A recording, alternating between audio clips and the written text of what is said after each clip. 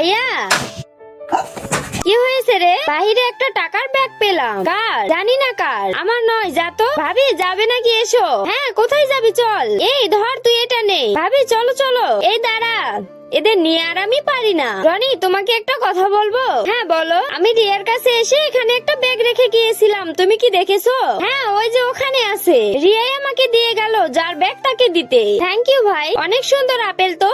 আমি একটা আপেল নিয়ে গেলাম, আর এরা দুজন এদিকে এসে অনেক মজা করে শামুক কুড়াইতেছিল।